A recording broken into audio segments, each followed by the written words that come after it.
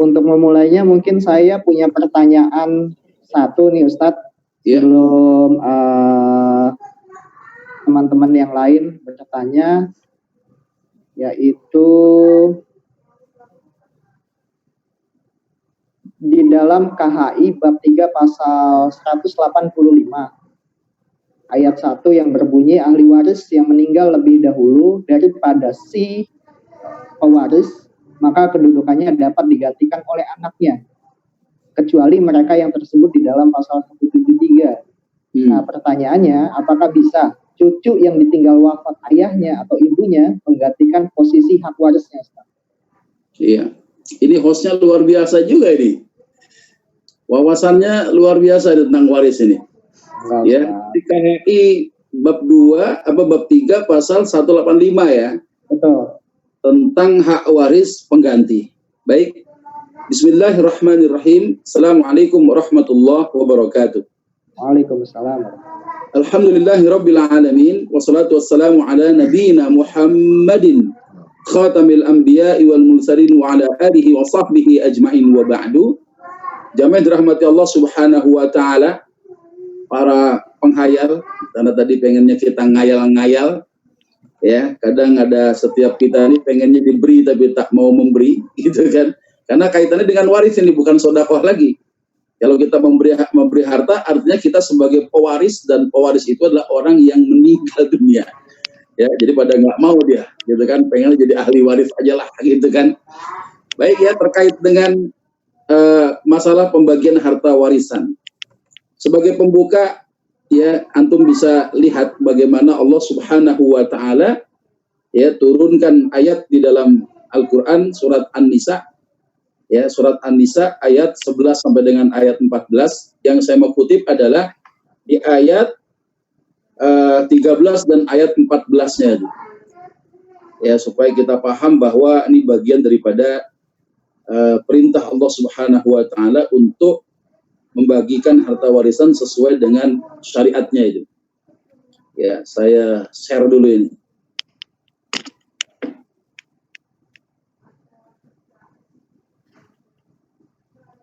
Ya, sudah tampak di sini. Surat An-Nisa ayat 13. Ya. Jadi banyak orang menganggap bahwa membagi harta warisan itu sesuatu yang tabu, sesuatu yang harus dihindarkan. Jangan coba-coba lu bicarain ketika ada kerabat kita meninggal dunia, baru saja meninggal dunia, jangan ngomong-ngomongin warisan, katanya begitu. Dan bahkan sebagian orang mengatakan bahwa harta warisan itu harta panas. Ya, artinya kalau ngomongin warisan pasti berantem gitu ya, kira-kira ya. Kita harus yakin bahwasannya ketika Allah Subhanahu wa taala menurunkan salah satu syariatnya yang Allah tetapkan kepada umat Rasulullah sallallahu alaihi wasallam, maka dengan diturunkan syariat itu, di situ ada dominan kemaslahatan. Ya, yang paling banyak munculnya kemaslahatan ketimbang mafsadatnya. Maka tidaklah mungkin ketika Allah Subhanahu wa taala turunkan perintah untuk membagikan harta warisan kepada ahli waris kita, ya, kemudian kita saling bertikai, anak sama ibunya musuhan, kakak sama adiknya bunuh-bunuhan, ya, kemudian saling terjadi apa, ya, nggak negor sapa karena urusan masalah waris ini. Tidak hanya di kalangan ahli waris, bahkan si ahli waris punya keturunannya pun juga saling ya tidak mengikat kuat tali silaturahim antar keluarga itu.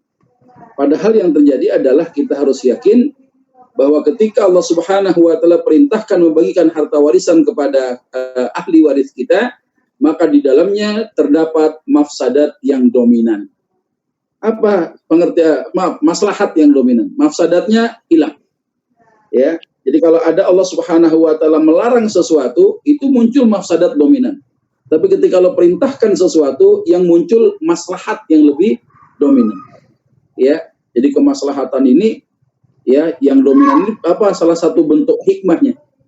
Bahwa ternyata membagi harta warisan itu adalah salah satu bentuk ibadah di hadapan Allah Subhanahu wa taala. Coba kalau seandainya kita mau melihat bagaimana Allah Subhanahu wa taala ya menyatakan di dalam Quran surat An-Nisa ayat 11 sampai dengan ayat 14. Di ayat 13-nya Allah tegaskan ya. A'udzu billahi minasyaitonir rajim. Tilka hududullah. Yang demikian itu, kata tilka di sini yang dimaksudkan adalah ayat 11 dan ayat 12-nya. Hududullah. Hudud itu jamak daripada kata haddun. Ya, jamaknya hudud. Ya, hududullah. Yang demikian itu adalah ketentuan-ketentuan Allah Subhanahu wa taala. Waman yuti'illaha wa rasulah. Siapa yang taat kepada Allah dan Rasulnya, dia mau menerapkan aturan-aturan Allah tadi, yudkhilhu jannatin tajri min tahtihal anhar, maka baginya dimasukkan ke dalam surga, yang dimana surga-surga itu mengalir di bawahnya sungai. Ya, khalidina fiha, kekal pula dia di dalamnya. Jadi orang yang membagi harta warisan sesuai dengan syariat, Allah janjikan surga kepada mereka-mereka yang mau tunduk di bawah aturan ya Allah dan Rasulnya Muhammad sallallahu alaihi wasallam. Wa dzalikal fawzul azim. Yang demikian itu adalah ya pahala yang besar di sisi Allah Subhanahu wa taala. Kebalikannya sekarang, wa may ya'sillaha wa rasulah.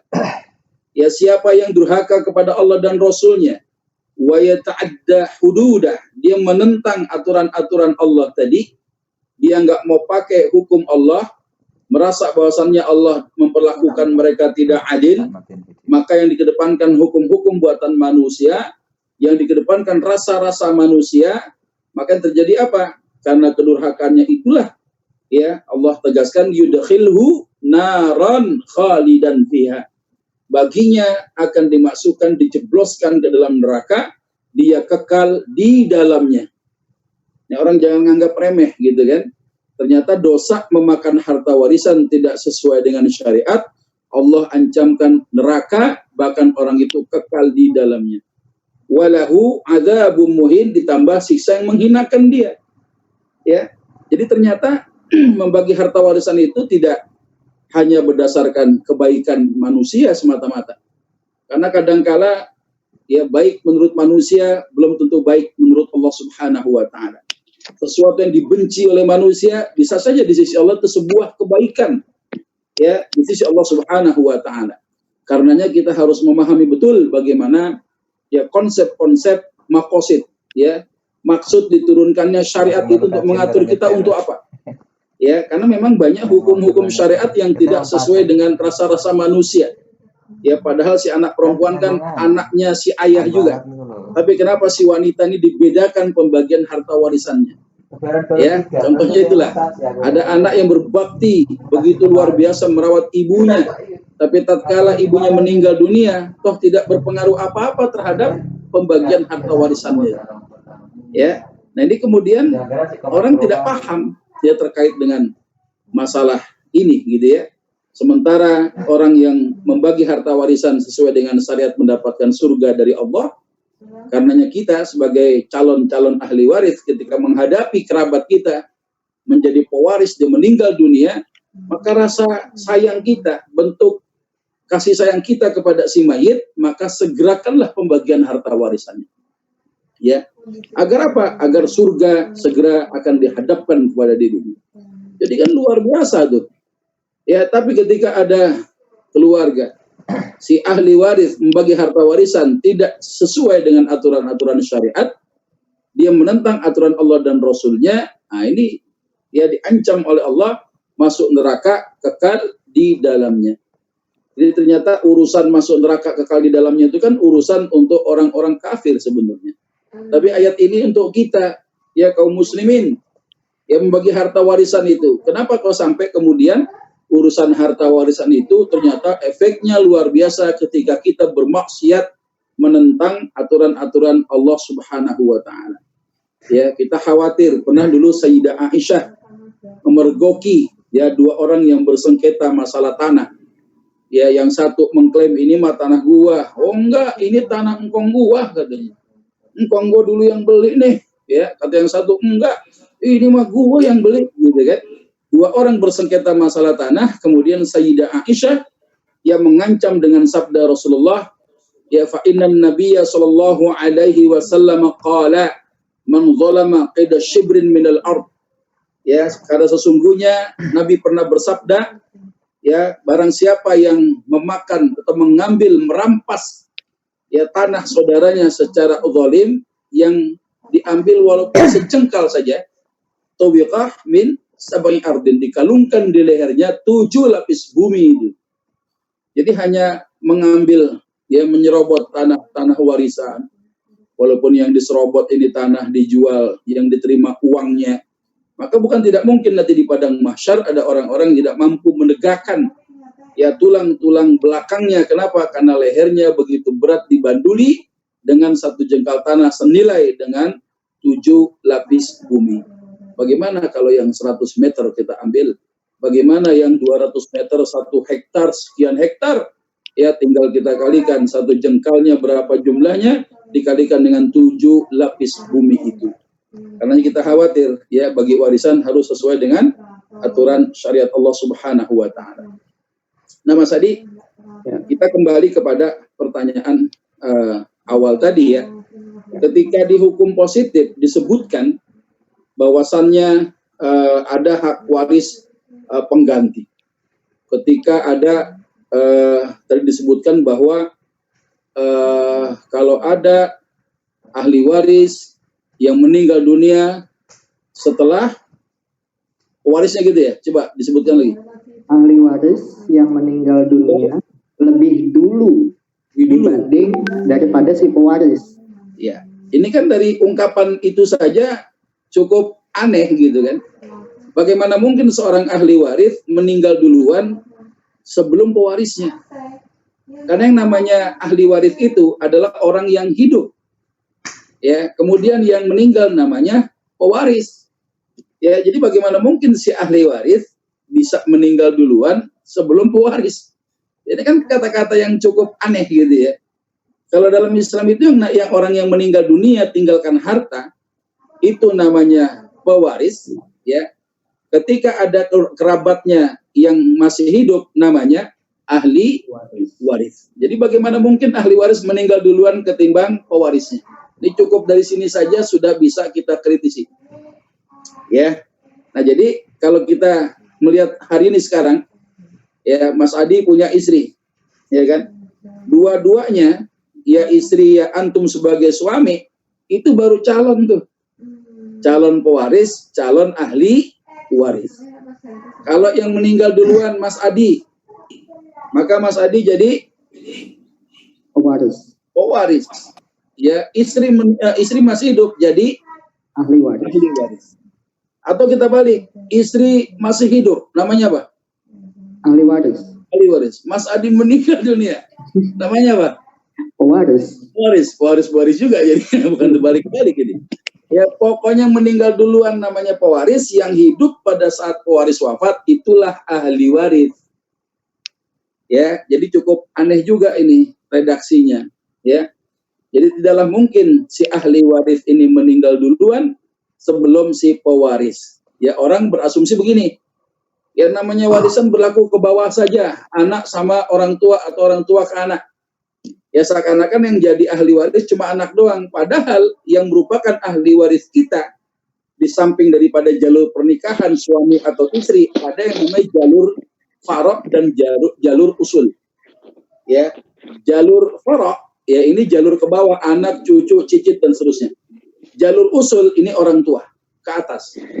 Ya, ada jalur ukhuwah, ya, ada jalur saudara. Nah, sehingga ketika ada seorang meninggal dunia, ya, mungkin maksudnya begini, ketika ada seorang meninggal dunia, ya, yang kemudian ada beberapa anaknya yang meninggal lebih dulu ketimbang ayahnya, apakah kemudian anak-anak yang ditinggal wafat oleh sebagian anak-anak yang termasuk ahli waris ini bisa menggantikan ayahnya? Misalnya si fulan punya anak 3, 1 sudah meninggal duluan sebelum ayahnya, ya, yang meninggal ini meninggalkan keturunan, ketika si kakek meninggal dunia, dia punya anak tinggal 2, apakah digantikan ya posisi ayahnya atau ibunya yang telah meninggal dunia sebagai waris pengganti. Nah, saya perlu jelaskan bahwa di dalam Islam tidak ada hak waris pengganti. Ya, tidak ada hak waris pengganti. Ya, kenapa kok tidak ada hak waris pengganti? Ketika semua ahli waris ya memenuhi 4 persyaratan, maka dia termasuk ahli waris yang bisa mendapatkan harta warisan dari pewarisnya. Ini kalau kita mau lihat ya bagaimana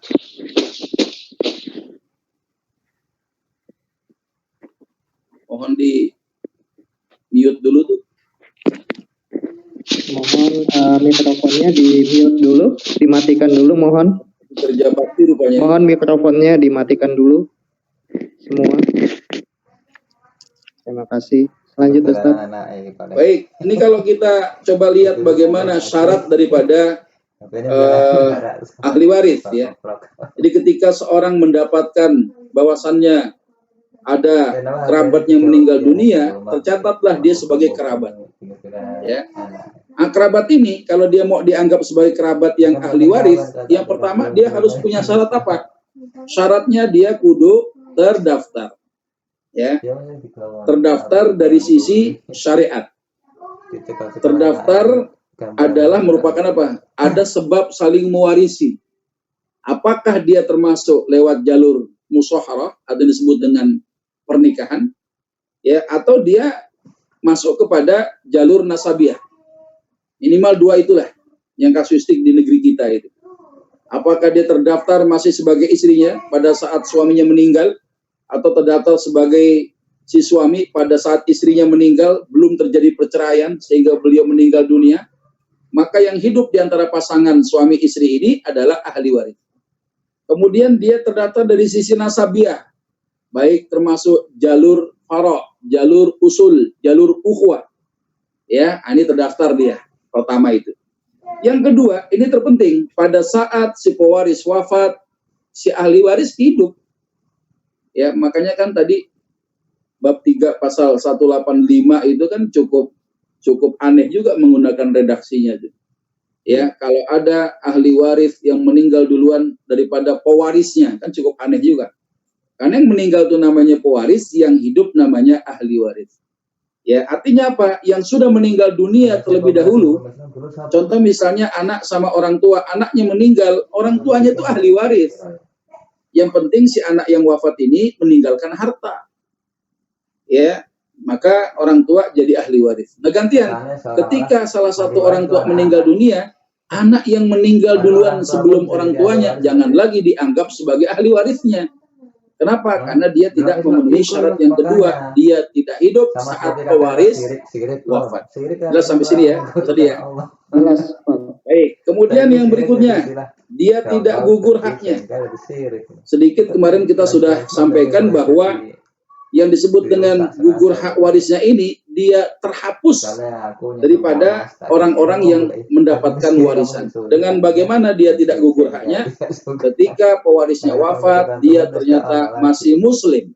Saya teringat di pertanyaan Pak Heri kemarin ya, kalau ada anak yang ternyata dia murtad, ya kemudian orang tuanya meninggal dunia, apakah si murtad yang beda agama ini mendapatkan warisan? Nah, ini termasuk syarat yang ketiga. Dia tidak gugur haknya. Buktinya apa? Dia masih muslim. Ya. Kemudian dia tidak membunuh. Siapa yang dibunuh? Pewarisnya.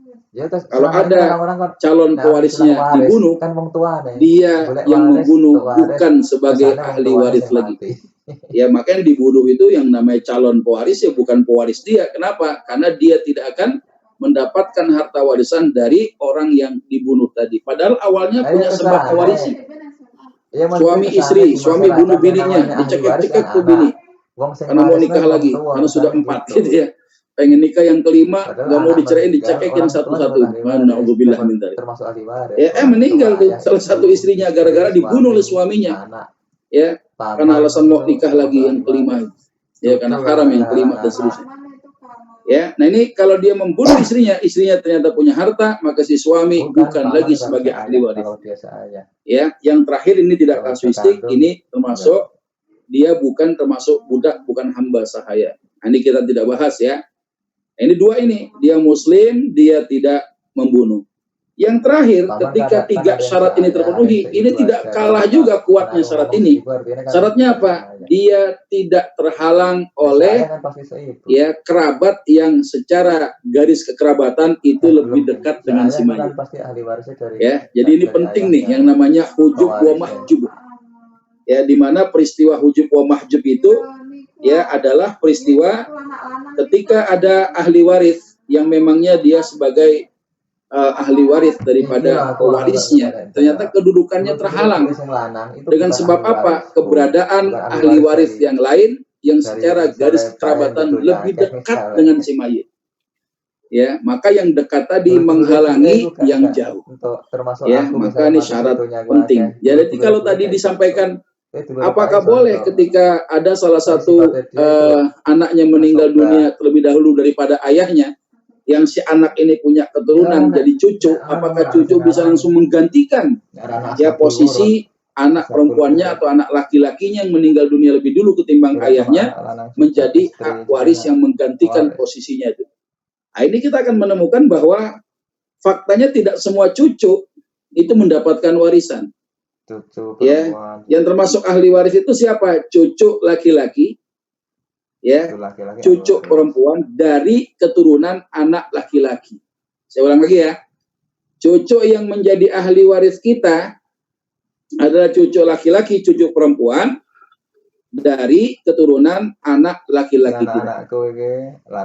Berarti bagaimana keberadaan cucu dari anak perempuan? Cucu dari anak perempuan bukan termasuk ahli waris kita. Nah, sementara di KHI bab 3 pasal 185 tidak menyebutkan masalah gender itu. Ya, anggaplah misalnya ada anak yang meninggal duluan baik laki maupun perempuan. Ketika si kakek meninggal dunia, ya anaknya tadinya 3, sisa 2 dia meninggalkan cucu. Cucu ditinggal mati oleh ayah dan ibunya, ayah atau ibunya. Si ayah ibunya ini adalah anak daripada si kakek itu. Ya, maka dia bisa menggantikan posisi hak warisnya. Tidak begitu. Tidak semua cucu bisa mendapatkan warisan kecuali cucu laki maupun cucu perempuan dari anak laki-laki, dan itu pun juga harus memenuhi persyaratan. Ya minimal apa? Terdaftar ya daripada jalur parok. Dia masih muslim, dia tidak membunuh pewarisnya, dia hidup pada saat pewaris wafat. Tapi yang keempat, bisa saja kedudukan dia terhalang karena keberadaan anak laki-laki yang masih hidup. Gitu ya. Jadi anak laki-laki itu bisa menghalangi banyak orang. Ya seperti yang saya sampaikan pada pertemuan yang lalu ya. Coba kita lihat di sini. Ya. Ketika seorang meninggal dunia punya anak laki-laki. Ya kita lihat di sini. Ya. Yang dihalangi oleh anak laki-laki. Ini yang disebut dengan jalur parok ya. Ini jalur dari pewaris, ini ke bawah namanya jalur parok. Kemudian jalur usul, ya usul itu garis yang induk, garis pokok, kerabat yang pokoknya, ya ada ayah, ada ibu, ayah, ibu. Jalur ayah lengkap, ada nenek, ada kakek daripada jalur ayah, ya kemudian dari ibu hanya nenek saja, ya. Nah ibunya ibu itu termasuk ahli waris kita. Ya kemudian jalur ukhuwah yang sejajar dengan si mayit. Ya ada saudara laki perempuan sekandung, saudara laki perempuan seayah saja, saudara laki perempuan seibu saja. Ya kemudian juga keponakan yang termasuk ahli waris kita hanya keponakan laki dari saudara laki-laki yang sekandung, atau keponakan laki dari saudara yang seayah saja laki-laki. Ya kemudian di sini ada sepupu, sepupu anaknya paman. Ya sepupu ini sepupu laki, anaknya paman yang laki-laki. Paman yang mana? Paman itu termasuk saudara laki-lakinya ayah. Jadi bibi, ya bibi daripada jalur ayah bukan ahli waris. Ya apalagi termasuk juga paman atau bibi daripada jalur ibu tidak disebutkan di sini. Nah tidak semua ahli waris yang ada ini, misal ya pada saat anak siapa gitu anak lakinya meninggal dunia, tiba-tiba dia bisa naik saja. Lihat dulu Apakah si pewaris ini punya orang yang disebut dengan ahli waris yang bisa menghalanginya tidak? Kepentingan muslim. Apa contohnya anak laki-laki? Coba kita lihat. Seorang meninggal dunia, dia punya anak laki-laki. Ya, seorang meninggal dunia dia punya anak laki-laki. Anak laki-laki itu akan menghalangi siapa? Pertama adalah jalur ukhuwah. Saudara-saudaranya si mayit nggak akan dapat bagian waris, dia tidak memenuhi persyaratan yang nomor 4 tadi itu. Siapa lagi kemudian? Keponakan nggak dapat bagian. Ya, paman tidak mendapatkan hak warisnya. Padahal dia ahli waris, tapi nggak dapat terhalang. Ya, sepupu pun juga nggak dapat warisan. Bahkan cucu bisa terhalang karena keberadaan anak laki-laki yang masih hidup. Jadi tidak serta-merta yang namanya cucu bisa menggantikan ayah atau ibunya. Padahal hanya cucu dari keturunan laki-laki saja yang menjadi ahli waris, itu pun juga tidak ada orang yang menghalangi kedudukan ahli waris cucu. Salah satunya apa? Adanya anak laki-laki yang masih hidup. Pak kayaknya Man nggak dapat peserta lain mulai ngebul kepalanya. Kayaknya. Tapi nggak apa-apa lah, pelan-pelan ya. Hari ini spesial ya, Mas Adi ya. Jadi pembicaraan kita boleh dipotong sebenarnya. Yo gitu, siap Ustaz. Dipotong sama siapapun, tergantung antum yang ngasih izin aja. Jadi ternyata itu pandangan syariat ya, tidak semuanya bisa menggantikan, dan itu tidak ada hak waris pengganti. Makanya kalau kita mau uji materi ya antara KHI dengan hukum waris secara Islam yang murni, bahwa di KHI itu tidak menyebutkan adanya ujub wa mahjub. Ya, tapi di dalam pelajaran ya bagaimana fikih mawaris atau fikih faraid, bagaimana ulama menetapkan ada yang namanya ya peristiwa yang disebut dengan hujub, ya, orangnya al-hajib yang menghalangi, ya sementara orang yang dihalangi namanya mahjubun, ya orang yang kedudukannya terhalang karena kerabat yang secara garis kekeluargaan lebih dekat dengan si mayit. Wallahu a'lam bishawab. Baik, terima kasih atas jawabannya Ustadz. Mungkin ada Bapak Ibu, saudara-saudara sekalian yang ingin bertanya langsung, silakan. Sepertinya Pak Heri mau bertanya Pak Ustadz. Ya, silakan. Assalamualaikum Pak Ustadz. Waalaikumsalam warahmatullahi wabarakatuh. Sehat selalu, insya Allah. Pak Ustadz, ini kebetulan pertanyaan saya banyak, tapi saya mau memberikan waktu pada yang lain untuk bertanya. Ya. Saat ini yang saya tanyakan adalah apa saja sih kategori dari harta waris yang boleh dibagi kepada ahli waris? Apa satu menyangkut dengan value terhadap ekonomi, yang kedua yang tidak punya value terhadap ekonomi. Salah satu contoh, kadang-kadang seorang ibu yang ditinggalkan itu diperebutkan oleh anak-anaknya untuk tinggal bersama, karena dianggap bahwa anak tertua mungkin punya tanggung jawab yang besar terhadap ibu, atau bahkan mungkin songkok daripada orang tua itu sendiri diperebutkan. Hal-hal sepele seperti ini kadang-kadang terjadi di dunia waris. Nah, terus yang kedua adalah jika ada seorang yang beristri lebih daripada 4 dan masih hidup semua istrinya, dan dia sebagai ahli waris, sebagai pewaris meninggal, dan ahli warisnya terus saja dari istri 4 itu mempunyai anak laki-laki, semuanya punya anak laki-laki, dan kemudian ada anak perempuan 2, seperti itu. Nah, dengan kondisi seperti ini, untuk hitung-hitungan hak daripada setiap anak laki-laki tersebut, apakah merata sama atau ada privilege terhadap istri yang tua, istri yang kedua, atau ketiga dan keempat? Ya, itu aja mungkin Pak Ustadz. Terima kasih. Assalamualaikum warahmatullahi wabarakatuh. Jadi Masya Allah nih, 2 pertanyaan. Tadi 1 pertanyaan aja udah hampir 15 menit selesai kajian kita nih. Jadi apalagi 2 pertanyaan. Jadi yang disebut dengan harta warisan itu apa sih, gitu kan? Jadi harta yang dimiliki selama hidupnya seseorang itu menyangkut ya harta yang dikuasainya selama masih hidup, hartanya halal, hartanya legal, dimiliki secara sempurna, baik itu berupa harta yang bergerak maupun yang tidak bergerak. Ya, yang namanya harta ini ya berbeda dengan hutang. Kalau ini harta bicara hak, kalau hutang bicara kewajiban. Nah, bagaimana kemudian ketika ada seorang meninggal dunia meninggalkan seorang istri, ya, yang istri ini menjadi ibu bagi anak-anaknya, si anak-anaknya berebut juga, apakah istri termasuk warisan juga? Ya, zaman dulu sebelum Islam hadir, ya, di kota Makkah, wanita itu menjadi barang warisan juga, Pak. Ya, wanita ditinggalkan wafat oleh suaminya itu menjadi seperti barang warisan yang dibagikan kepada anak-anaknya untuk diapain? Untuk dinikahi lagi sama anaknya. Itu terjadi di masa jahiliyah itu. Maka ketika Islam datang, kehormatan wanita diangkat. Maka semenjak ada wanita yang dinikahi sama bapakmu, telah dijima, telah didukhul dia, maka selamanya wanita istri-istri ayahmu itu adalah mahram mu'abbad bagi dirimu. Ya, jadi mahram mu'abbad itu kemahramannya haram dinikahi selama-lamanya sampai hari kiamat.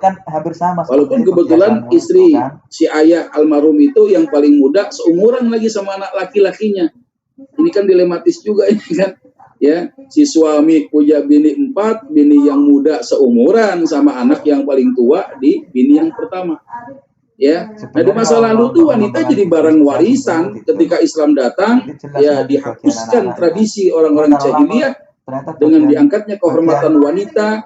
Dia tidak boleh lagi dinikahi setelah ada wanita yang dijadikan istri oleh seorang suami, dia seorang ayah, dia punya anak, maka istri yang telah dinikahi oleh seorang ayah haram bagi anak-anaknya untuk menikahi istri-istri ayahnya itu. Kecuali belum sempat didukhul, ya belum sempat dijima, ayahnya meninggal, maka kemahramannya nggak jadi. Sama seperti seorang laki-laki menikahi janda, ya si janda punya anak satu, istilahnya apa? Mahmud Abbas, ya mamah muda, anak baru satu. Ya, ketika anak yang baru satu ini punya anak wanita, ya anak wanita, anak tiri daripada bawaan janda ini, dia menjadi mahram mu'abbad manakala seorang suami atau ayah tirinya telah menikahi ibunya dengan pengertian telah mendukhulnya, telah menjima'nya, maka kedudukan anak tiri menjadi mahram mu'abbad bagi ayah tirinya. Misalnya tak kayak ya. Nah sekarang bagaimana kaitannya ketika Islam datang, kehormatan wanita diangkat, tradisi jelek, tradisi buruk model begitu, ya, yang tidak bisa membedakan mana manusia, mana binatang tiba-tiba dihapuskan oleh Islam, termasuk juga tradisi orang-orang Arab jahiliyah menghilangkan hak waris orang wanita. Ya, jadi orang-orang Arab itu tidak mau memberikan hak waris kepada wanita, termasuk anak kecil, Pak. Karena dianggap wanita dan anak kecil tidak memberikan manfaat terhadap kehidupan ekonomi mereka. Disuruh dagang nggak mampu, disuruh berperang juga nggak berani, sehingga buat apa memberikan harta kepada mereka. Nah ketika Islam datang, tradisi semacam itu